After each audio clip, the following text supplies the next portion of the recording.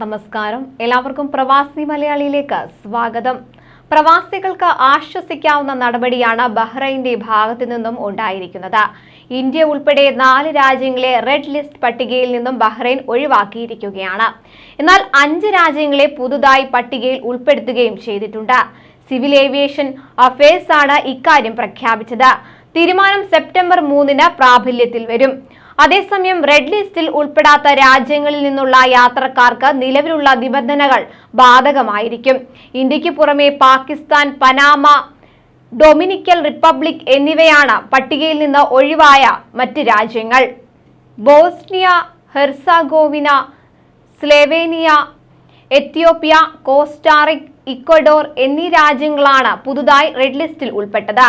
Vaccination certificate Bahrain അംഗീകരിച്ചിട്ടുള്ള രാജ്യങ്ങളിൽ നിന്ന് വരുന്നവർക്ക് യാത്ര പുറപ്പെടുന്നതിന് മുൻപുള്ള കോവിഡ് ടെസ്റ്റ് ഒഴിവാക്കാനും തീരുമാനിച്ചിട്ടുണ്ട്.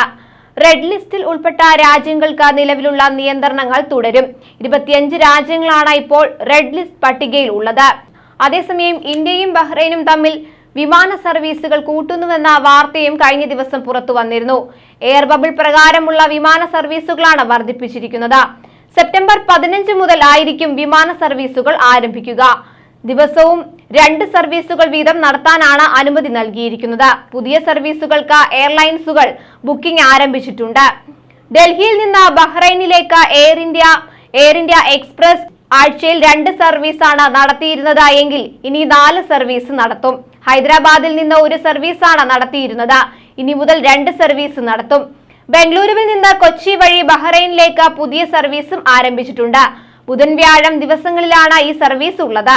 ബഹ്റൈനിൽ നിന്ന് കോഴിക്കോട് വഴി മുംബൈയിലേക്ക് മാസത്തിൽ 2 സർവീസാണ് ഉണ്ടായിരുന്നത്. ഇത് ആഴ്ചയിൽ 2 സർവീസ് എന്ന നിലയിലായിരിക്കും നടക്കുക. വ്യാഴം, ഞായർ ദിവസങ്ങളിലായിരിക്കും ഈ സർവീസ്. മുംബൈയിൽ നിന്ന് ബഹ്റൈനിലേക്ക് നേരിട്ട് സർവീസ് ഉണ്ടായിരിക്കും. വിമാന സർവീസ് ഇരട്ടിയാക്കുന്നത് കേരളത്തിൽ നിന്നുള്ള യാത്രക്കാർക്ക് വലിയ രീതിയിൽ പ്രയോജനം ചെയ്യില്ല. എയർ ഇന്ത്യ ബംഗളൂരുവിൽ നിന്ന് കൊച്ചി വഴിയുള്ള സർവീസ് ആരംഭിച്ചത് മാത്രമാണ് പുതിയത്. തിരുവനന്തപുരം, കോഴിക്കോട്, കണ്ണൂർ എന്നിവിടങ്ങളിൽ നിന്ന് ഒന്നും അധിക സർവീസ് ആരംഭിച്ചിട്ടില്ല.